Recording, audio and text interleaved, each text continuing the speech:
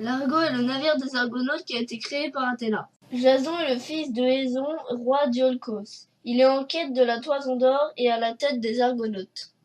Chiron est le seul centaure sage. Il a entraîné tous les Argonautes. Il est mort à cause d'une flèche avec du sang de l'hydre provenant de Héraclès. Il agonisait si fort qu'il supplia qu'on lui retire son immortalité. Puis il mourut. Aéson, roi d'Iolcos, est détrôné par son demi-frère Pélias. Parvenu à l'âge adulte, son fils Jason, héritier légitime du trône, vient à Iolcos pour réclamer son dû.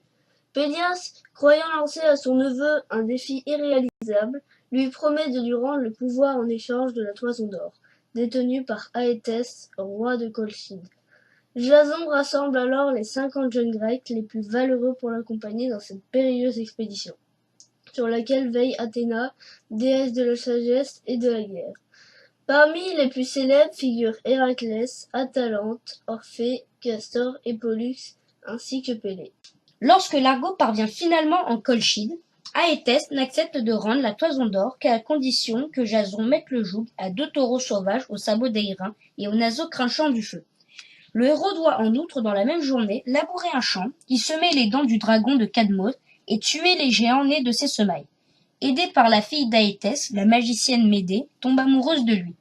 Jason vient à bout de ses épreuves, mais le roi refusant toujours de lui livrer la toison, Jason sollicite une nouvelle fois l'aide de Médée, qui endort le dragon gardien du trésor.